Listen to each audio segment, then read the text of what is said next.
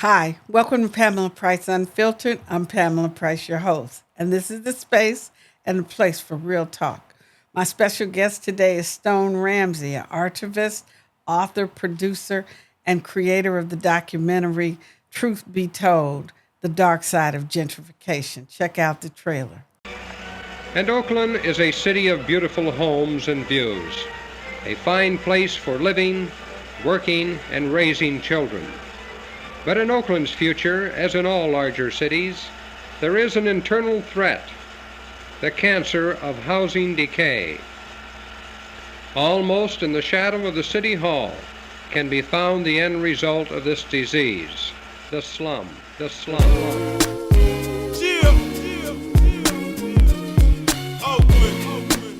stand up, let's change the game with this one. I think I'm gonna need to stand and know after this one. You feel me? I ain't talking about everybody standing up for black, man, you feel me? Get a little bit of that white, you know what I mean? Look. When I first came here, you never saw anybody out on the street at night. Everybody took people in. But then the housing authority, the little HUD, changed the rules and said that you had to be on the lease in order to stay there. And so they were kicking everybody out who had any, and if you had any kind of prison record, you couldn't live in public housing at all. The disposition of displacement is unfortunate just based off the fact of, here it is, what we talked about earlier off camera, was we're dealing with situations where people automatically assume just because someone's living on the street that they're a drug addict or they're indulging in alcoholism. And there's a great percentage of people that are living in those streets that aren't addicted to anything. Several individuals who live in these homeless encampments, which have been known as Tent City, who actually have jobs. They'll go to work every day. Unfortunately, they just can't afford a place to stay. So where are you gonna go now?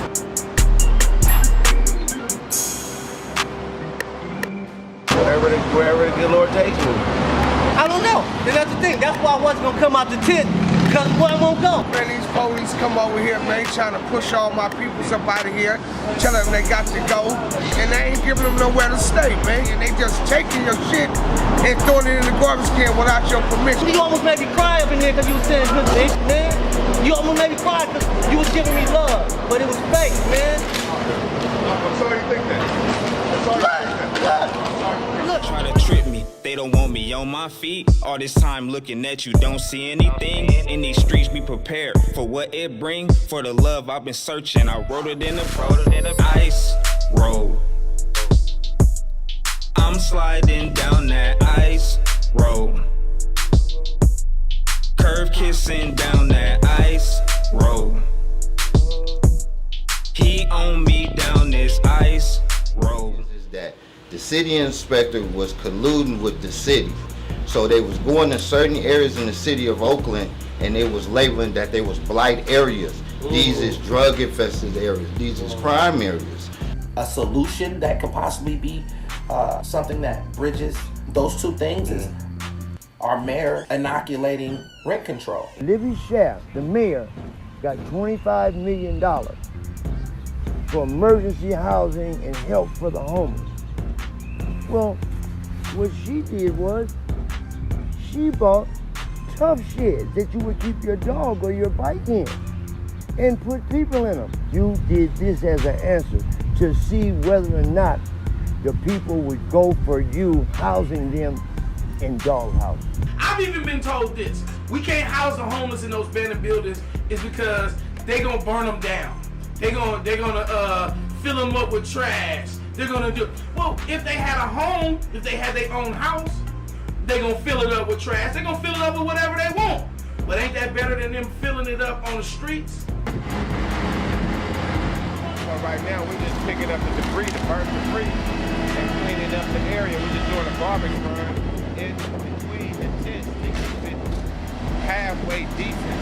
Stop starting fires, keep your area clean. That way the citizens won't complain because that's how we get called. The art of coming back into the communities, opening up businesses, teaching financial literacy, and educating others around us about the importance of getting all of these small little properties to have as much as we possibly can as black individuals. I can always remember when it was black-owned stores too. So you got to go back to when we was owning. When you speak of gentrification, you think of ownership. So you had like Session in them that was over at Cypress Store that owned it, black-owned stores. There was quite a few black-owned stores before the Arabs got the stores. But truthfully, by the time the white folks came, the value, of course, changed. It was all about value, so it was all about the money. Like I said, it's about letters and numbers. At the end, they come down here. It's a diverse type thing. It's a mixture. But at the same time, we should have ownership, bottom line. You spoke respectfully, and you speak back. My neighborhood, though. Prescribing healing in the hood and everywhere around the nation.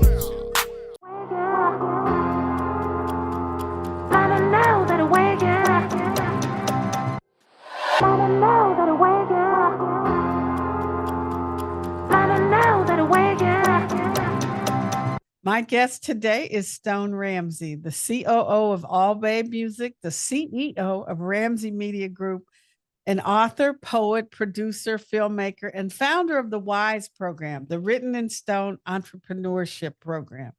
In 2015, Stone became the founder of Ramsey Entertainment, a production company, which is a branch of Ramsey Media Group. He distributes, produces, and facilitates film projects for the small and big screen, as well as music for artists. In 2016, Stone co-produced season 2, episode 2 of Underworld Incorporated, a docuseries that aired on National Geographic. In 2017, Stone collaborated and assisted with the production of the critically acclaimed Netflix original Dope. He started filming for Truth Be Told, The Dark Side of Gentrification in Oakland in 2019. Interrupted by the pandemic, post-pandemic, he completed part 1 in 2023. He completed part 2 in 2024. Stone, welcome to Pamela Price Unfiltered. I'm honored and humbled. It is my honor to have you today and to have you, as I've seen your most recent film, Truth Be Told, The Dark Side of Gentrification in Oakland. And our conversation today is all about homelessness in Alameda County and the controversy surrounding it. So your film is extremely timely for my audience. Can you tell us what prompted you to make the film and what was your process for doing it? Well, first and foremost, thank you for having me here. I appreciate you so much, and and everybody that's involved in this film, we appreciate you. That being said, my motivation for starting this was when I came home from prison in 2013. I just seen a city that was a former shell of itself, and I like, wow, what's going on here? And the guys that I grew up with, I would see them in these tents, and I'm like, man, what's going on? And so, that and a lot of things that transpired just really motivated me to find some type of solution to the pollution. Thank you. Thank you. You're absolutely right. We've watched the transformation of Oakland via gentrification and leading to homelessness. And thank you for sharing with us that you're formerly incarcerated, that you came home, that you turned a new leaf in life, and that you are inspiring others. So tell my audience, what was the process to make part 1 and then part 2? Well, part 1, we basically had to go in the trenches. And sometimes we would say, we got to get in the trenches with the Grinches. And when we mean the trenches with the Grinches, we know the people are not Grinches, but that underbelly itself is the Grinch, that stole people's homes. You know what I'm saying? So we had to go in there and see what was going on, and in order to show the world, man, hey, look, we need to fix this, and we need more than a Band-Aid. And so I got together with some producers and who were down enough to come down there, because I think we were humbly and respectfully, we were the first ones to go inside the tents, to go in there and look in there, to really go in there with the people. No one wanted to do that. And so that was the process. That's how we started. And my experience working with National Geographic for season 2, episode 2, and then my experience working on the Dope series, I just used that experience and I transferred that experience to this project right here. Yes, your project and the film, I've seen it, part 1 and part 2. You really get into the trenches with the folks and you tell Mhm. the stories of Mhm. everyday people who are from Oakland or from Alameda County. We know from the point in time count from 2024, 80% of the people who are homeless in Oakland Mhm. actually are from Alameda County. So we know Right.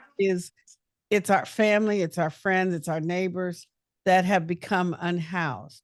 So, can you share with my audience some of the hardest stories that you heard in the process? Yeah. One of the in my first film, I talk and I go into Russell City. Now, Russell City was a city that was inside of Hayward, which is now Hayward. And my family grew up in Russell City. And my grandmother used to tell me, she like, baby, in Russell City, we used to have this and we used to do that. And she used to tell me all the stories about Russell City. And she used to tell me all the stories about picking cotton. And she came out here from picking cotton and they moved to Russell City. And I used to ask her, I said, Mama, where is Russell City at? And she said, baby, they burnt it down. They tore it down. But my grandmother, she had a 3rd grade education and she couldn't read. And when she used to write real big, you know. And so I would always have to go to the store and I was always used to have to be her eyes. Sometimes I had to be her education and things like that. And so when we went to Russell City and I found out what, how they were burned and how they moved everybody from out of Russell City into Oakland. The reason why people were in Russell City is because San Leandro, San Lorenzo, and parts of Oakland would not sell houses to African Americans. So they had to stay in Russell City. And so when they eventually burned down and moved people from Russell City, they moved my family to Oakland. And I found out during this documentary that when they sold the property and the land of Russell City, what they did is they bought the land that now houses New Santa Rita, Dublin. So I said to him, I said, hold on, wait a minute. You mean to tell me you displaced my family just to imprison my family? Right. Wow. Yeah. And I want to say this too. It wasn't just blacks, it was blacks and Latinos, Mexicans. And we were all together at that time. When blacks and Mexicans didn't have no problems back then at that time. We had to stay together. I still long time friends with Mexican and Hispanic families right now to this day. And for them to separate us and do what they did, it was just unacceptable. Yeah. Yeah. We're learning now more about the history of Russell City, and Mhm. County of Alameda has actually issued an apology, I believe, and Mhm. looking to compensate some of the residents. So it has that history was lost. So you're absolutely right. It was lost. Absolutely. And let me tell you how much my grandmama spoke to me through this movie. So when I went just recently, they're going to offer reparations to the the former residents of Russell City. And so when I went back and to file, to try to, get my claim, they went to some reports on there, some newspaper reports of some of the residents. And lo and behold, my grandmother, it was a newspaper article from the Oakland Tribune from October 1961, Azzie Mae Gordon, and they interviewed her and talked about how, and she talked about it was a fire, and I like, that's why we don't have no pictures. That's what she was saying, that I don't got no pictures of your grandfather because it was a fire. So I believe that she spoke to me because I'm a grandma boy, proud. So my grandma, I'm Azzie Mae Gordon's grandson. So I believe that she speaks to me just like she prayed over me when she was here. So sometimes, maybe through this film, she winking at me like, go get him, son. If that makes sense. It does, absolutely. The film chronicles so much about the folks who are currently unhoused, and it's important that you bring that historical perspective and in the spirit of your grandmother in the way you portray it. Because so often in our community now, people are demonized. We're in a point where the United States Supreme Court has said that cities can not only destroy homeless encampments, but they can actually arrest people for being homeless. Right. Yeah. Right. So tell us, how is the film being used from your perspective? How do you intend to use this film to help people understand what is actually happening? Well, first of all, we gotta deal with the root causes of a crime. And any social economic philosopher or even major professor knows that subpar education and marginalization must create crime. It must create crime. So when we talk about margins, we talk about if you grab a piece of paper and you look at the margins. So the powers that be get to stay in the middle of the page, and we can only stay on the margins. And so within that margins, you got subpar educations. So you got people that's in these schools, public school system, and they might not be, they might not have the culture, they might not understand why that little kid is coming up. He might not have no food in his stomach. There might be a lot of things going on with him. So when you have an education system is not designed for that area, for that culture, for that people, you got people that don't know what to do and they don't know where to go because they on the margins. So they got to do something to get over the edge. So I take it back to educate. We got to educate. You understand what I'm saying? We got to educate our brothers and we got to educate our sisters, because if we don't, we're going to go crazy, because what's happening is mental health, and the mental health comes from the brothers ain't got no place to go. Do you know how that feels for a man not to have nowhere to go? He gonna go crazy. So that's what I'm trying to do. I'm trying to get the returning citizens, the brothers, the queens like you, the sisters, to educate. Because we got to start love over again. And it takes a family to do that. You feel me? But we got to have strong men that understand this, that are educated. And once we do that and we build our men, the women will come together. And that's just how I feel with this project. Absolutely. I was just at a program yesterday at UC Berkeley Law School about children and the adverse childhood experiences that so many incarcerated men are able to address after their incarceration. But the point is, we need to address those adverse childhood experiences before the incarceration, before somebody becomes a victim or victimizes somebody else, right? So that's a community thing. That's not a criminal justice. Absolutely. Not to interrupt, but just to interject, I'm a Panther baby. So I grew up at the Oakland Community Learning Center right there on 62nd and East 14th, where the Panthers used to teach us karate. They taught us, I had my own plan. We was planting our own food. They taught us how to plant. They was passing out food. We went to a talent show, concerts, and things like that. So that's culture. And when you take that from what is they gonna do? Just give them a video game? Okay, yeah, that'll solve the world. Right. We see how that's working out. See how that's working for us. Right. So we gotta get back to building the community, and we gotta get that information out. And and it takes conversations like this to get there, to find that common ground. Right. So what lessons did you take away from, or can we take away from your project, The Truth Be Told, The Dark Side of Gentrification? Is that it's really that is really there. It's not gonna go away. And we can't arrest ourselves up out of here. We gotta educate ourselves up out of here. Because if we all we doing is putting a band-aid on a bullet wound by doing all the rest and things like that. We gotta build strong women. What happened to home economics? Remember, we used to have home economics in school. Well, the women we can't even sew now. What's going on? So we got to take it back to the basics, and I don't want to go off course, but you know what I'm talking about. I do know what you're talking about. And part of home economics back in the day, and part of that is a lot about self-esteem for young women.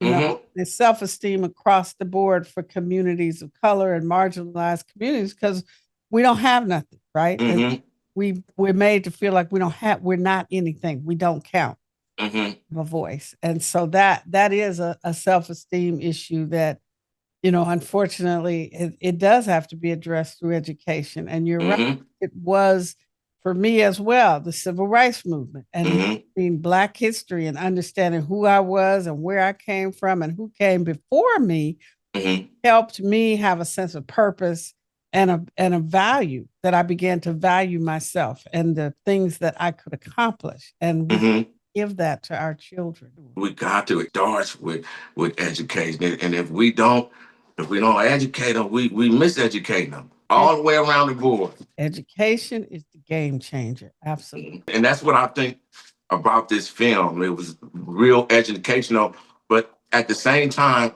what I tried to do is not let it be so, well, I'm just going to hit you over here with a whole bunch of facts. So no, we're going to dance to this. We're going to cry to this. We're going to laugh to this, but we're going to get through this. You understand what I'm saying?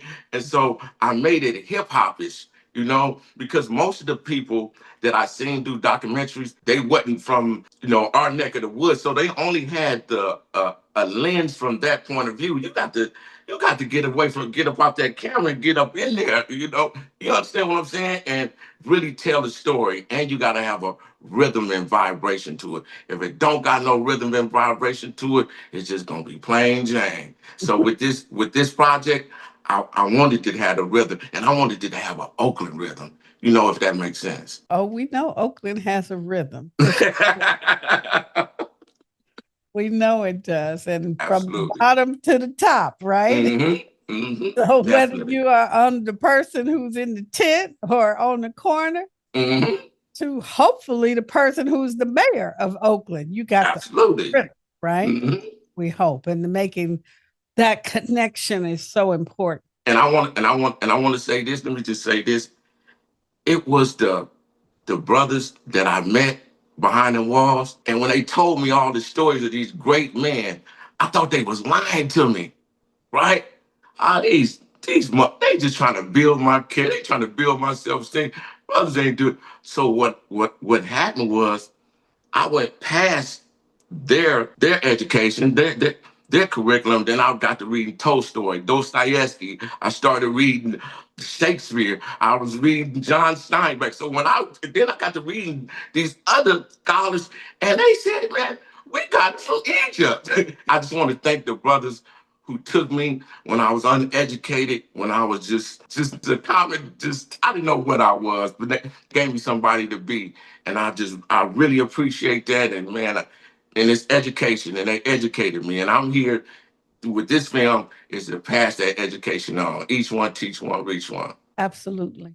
Man, and I spent all my money. This is all my money. I didn't get no grant. I didn't get a funding. I didn't get a dime from anybody. This came from my heart. I'm Ashley Mae Gordon's son. This came from my heart. Did nobody give me no money? This ain't about no money. Nobody gave me a dime.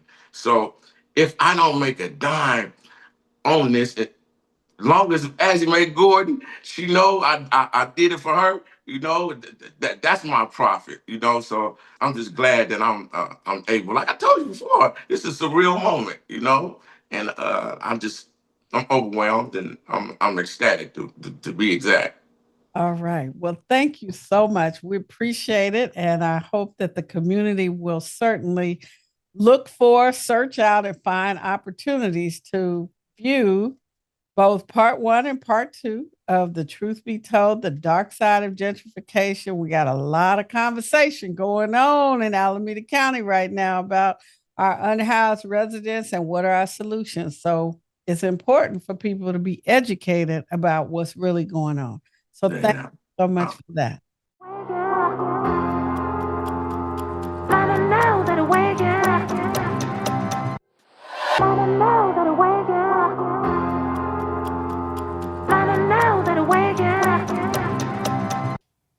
Welcome to Legally Speaking. In 2024, the United States Supreme Court ruled that cities can ban people from sleeping and camping in public places and even arrest them for doing so. The case is called City of Grants Pass versus Johnson. It was a 6-3 decision along ideological lines, and it overturned lower court rulings in the Ninth Circuit that deemed it cruel and unusual under the Eighth Amendment to punish people for sleeping outside if they had nowhere else to go. The Supreme Court overturned the Ninth Circuit's 2018 decision in Martin versus Boise, which held that the city could not enforce an anti-camping ordinance whenever the number of unhoused people exceeds the number of available beds. Alameda County and Oakland is ground zero for homelessness and the current crisis under the Grants Pass decision. In 2024, a point-in-time count found that 5,490 people experienced homelessness in Oakland alone, a 9% increase from the 2022 count, which recorded 5,055 people. Approximately 67% of Oakland's unhoused population in 2024, or 3,679 people, were unsheltered, living outdoors or in their vehicles. Oakland only has 1,200 beds available for unhoused people. 80% of the homeless people in Oakland had housing in Alameda County before they became homeless. A leading national grassroots leader in the movement for homeless rights and housing rights is Anita Diaz Morales, a.k.a. Nita B., a mother, community activist, spoken word artist, and chef. Nita B. co-founded The Village, a grassroots nonprofit led by unhoused activists that provides food, shelter, sanitation, and dignity to unhoused residents in Oakland. Nita B. and The Village have been co-leading major struggles against criminalizing Oakland's unhoused people, the majority of whom are unhoused because of the Bay Area's unaffordable housing market. According to Nita B., every first of the month, there is an exodus of Oakland natives and pre-gentrification working class and poor residents who lose their housing and leave Oakland. Some of us, like myself, choose to stay, survive, and thrive without a stable house or shelter and fight for the town that is disappearing in front of our eyes.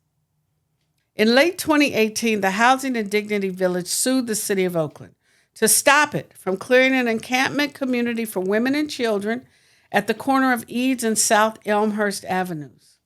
The initial effort failed, displacing more than a dozen women and children. After the city cleared the camp, however, the lawsuit continued based on the harm suffered by the displaced residents. The city failed to offer shelter options, destroyed some residents' personal property, did not have a policy in place to allow residents to retrieve their belongings. That case settled in August of 2022 with a payment of $250,000 to the impacted residents and federal oversight over the City of Oakland's encampment policy. Since then, the city's encampment policy requires notice and warning before an encampment is cleared, proper storage of confiscated items, a way for the owner to reclaim his or her confiscated property, and a consideration of whether to close camps during dangerous weather. And it goes without saying that OPD is not allowed to arrest someone simply for being unhoused. Fast forward to 2025, and our new city councilman from District 7, Ken Houston, has stepped forward to disrupt the progress and balance with a controversial proposal. Wait, this is the same Ken Houston that posted on his Facebook pages that over 5 years, most of the people he came across unhoused in Oakland were liars, thieves, drug users and selling, rapists, criminals, child molesters, arsonists, and engaged in prostitution? The same Ken Houston that said 90% of the people unhoused don't deserve to be helped? The same Ken Houston once accused of stealing money he raised for a curbside community? The same Ken Houston once accused of exploiting homeless people by using them to clean up trash and hazardous materials in violation of state labor and hazardous waste laws. Full disclosure, I am the DA that suggested that Mr. Houston's actions might violate the labor and hazardous materials laws of the state of California and terminated his contract with the county as unlawful. This same Ken Houston is now in charge of the homeless encampment policy for the city of Oakland. You're kidding, right? Ken Houston and council member Kevin Jenkins' chief of staff Patricia Brooks are the co-authors of a controversial proposal to overhaul how Oakland handles encampments. The proposed policy would allow the city to more aggressively clear homeless camps and RVs. The city would no longer be required to offer shelter to residents before clearing an encampment. It would empower the Oakland police to arrest homeless people, and it would provide that the city can tow cars or RVs that people live in if they're parked illegally or considered dangerous. Mayor Barbara Lee announced last month that her office is part of a working group with the new appointed DA, which is likely working on how to charge and incarcerate homeless people. In case you missed it, the new appointed DA has indicated her willingness to prosecute both homeless people, people suffering with drug addictions, and people suffering with mental illness. Ken Houston's proposal has now been challenged by state legislators, county officials, and hundreds of city residents.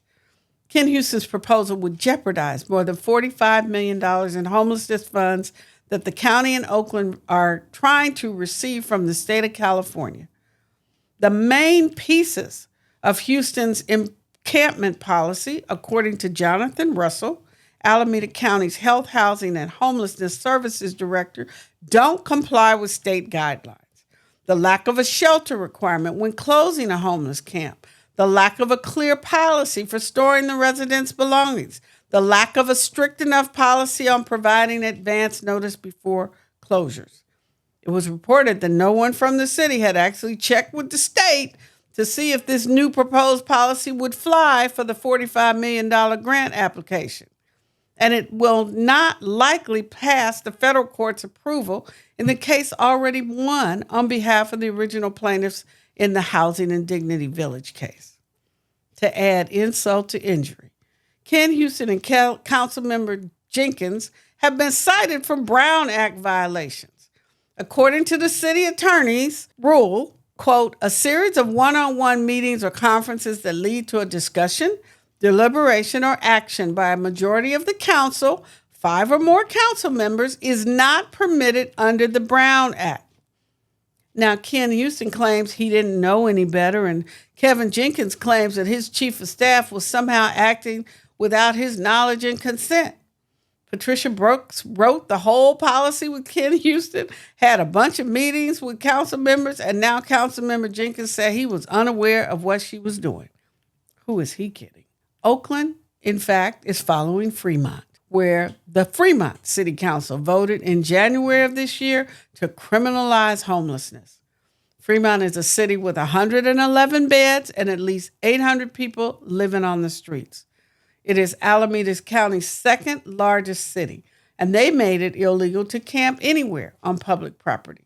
They also made it illegal to aid and abet anyone who is unhoused. I call it the law against Christians who are commanded to feed the hungry and clothe the poor. Aiding and abetting was opposed by many church organizations and many nonprofits when it came before the Fremont City Council, but they ignored them because those organizations and agencies fear that they're no longer able to provide tents, food, or clothing to unhoused residents. Fremont is also being sued by the California Homeless Union statewide organizing council. Stay tuned for the judgment in that case. At the end of the day, it is no longer acceptable for Alameda County residents to let unqualified people make policy that impacts human lives. Can the grown-ups in the room please stand up?